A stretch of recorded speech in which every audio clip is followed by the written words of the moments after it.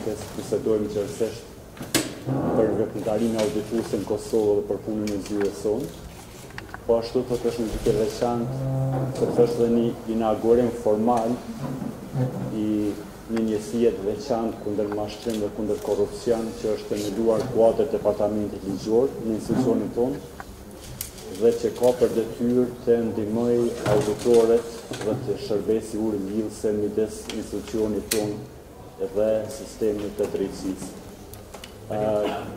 Kjo zyrë nuk bëhet funksionale sot. Në ndimin e USAID-s, ne kemi trajnuar rreth 60 auditorë në aktivitetet veçanta kundër mashtrim. Kemi trajnuar në mënyrë të veçantë 2 auditorë që do të shërbejnë si back office dhe që do të ndihmojnë auditorët e tjerë, dhe kemi pas mundësinë që në ndimin e USAID-s kemi edhe auditorë tjerë që për një kohë të caktuar janë trajnuar në Shtetet e Bashkuara të Amerikës, dhe ajo që bëm sot me ambasadorin bashkë është të takojmë këta njerëz dhe të mbështesim për punën e tyre të matutjeshme, kështu që besoj që është një rast i mirë për zyrën tonë që të kemi rezultate më të mira. Njëkohësisht shfrytëzoj rastin që t'ju them që momentalisht jemi në fazë intensive të auditimit për vitin 2018 dhe shumë shpejt pritet që dalin raportet e para, deri në fund të qershorit do dalin gjithsej 135 raporte.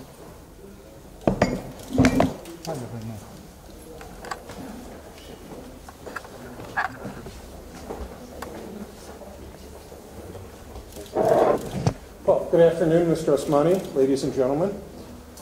While the words audit and delighted may not often appear in the same sentence, I must say I'm delighted to be here today to mark the official launch of the anti-fraud unit of the Kosovo National Audit Office. I'm delighted because this unit is a living example of how justice and prosperity are linked, how an effective system of checks on government sets the groundwork for the effective use of Kosovo's resources to build a foundation for greater prosperity and peace.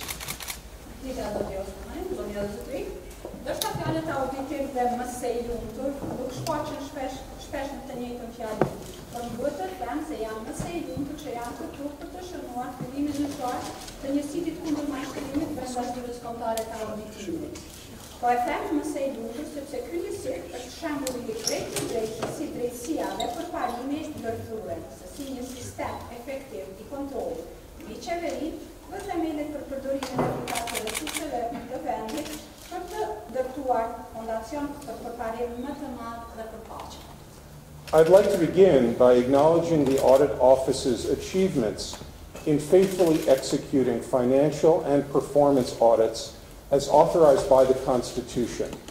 Let me give you one example. In 2016, the Audit Office discovered that the municipality of Leposavic and the Treasury had both paid. They had paid twice for the same road renovation work. The Treasury Department, to its credit, corrected the mistake and recovered 86,000 euros from the contractor.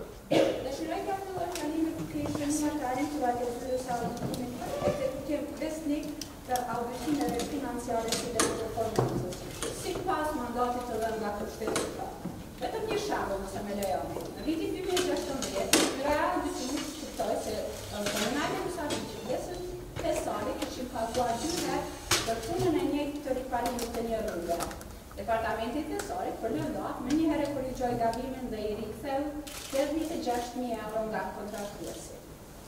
Despite this and other successes, many Kosovo institutions are simply not doing their part by acting on the findings of the Audit Office.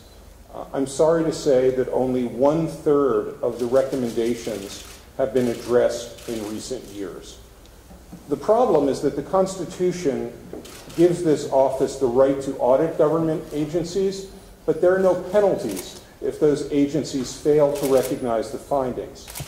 Even Kosovo's Assembly, which provides oversight for the Audit Office and is the main user of its reports, is complicit in this negligence.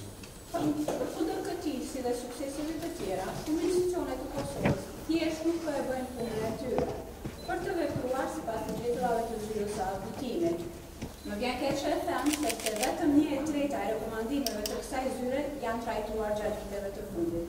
Problemi qëndron se kushtetuta i jep zyrës të drejtën për t'i audituar të gjitha agjencitë qeveritare, por pastaj nuk ka ndëshkim nëse një institucion i shpërfil apo si pranon këto gjetje.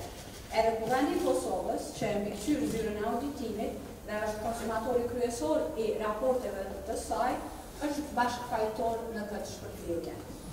With the establishment of the anti-fraud unit, the Audit Office is sending a message that it will not back down. Rather, it is stepping up its efforts to expose corruption and fraud. In fact, even though today is the official opening of the unit, it has been active for months and has already scored some successes. Up until now, the unit has uncovered 38 potential cases of fraud based on audits from the year 2017. This is a promising start at a time when Kosovo's citizens need their institutions to prove that they have nothing to hide from the people.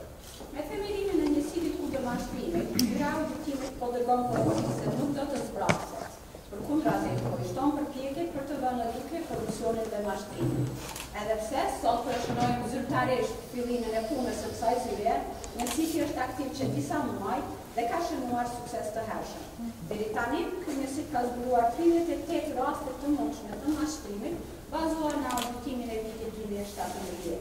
Ky është fillim premtues në një kohë kur qytetarët e Kosovës kanë nevojë që institucionet t'ju dëshmojnë se s'kan asgjë për të shitur. For the people of Kosovo deserve leaders and institutions that fully embrace accountability and transparency. My government, the United States government, by providing technical assistance and bringing together stakeholders, has been a proud supporter of the Audit Office's mission. But now, at the start of Kosovo's second decade of independence, it is time for Kosovo's leaders and Kosovo's institutions to take the lead and to take the responsibility to enforce the law.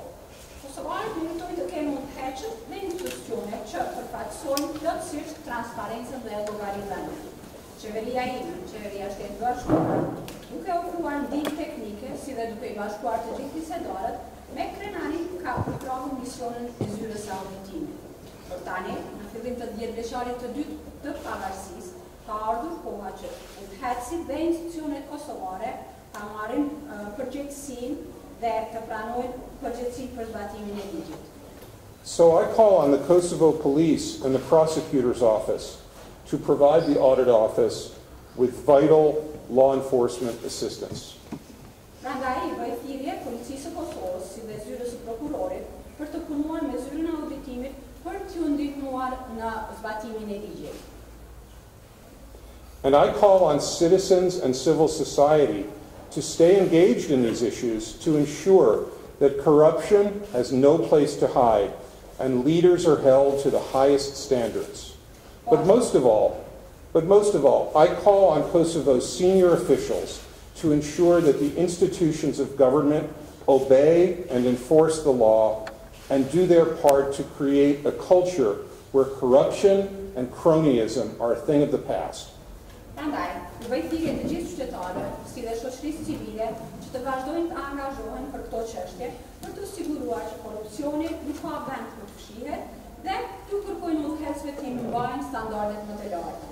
Në të njëjtën kohë, bëj thirrje të gjithë zyrtarëve të lartë të Kosovës për të siguruar që institucionet qeveritare I bindën dhe zbatojnë ligjin, si dhe bëjnë punën e tyre për të krijuar një kulturë ku korrupsioni dhe miqësia janë gjëra të kaluarës.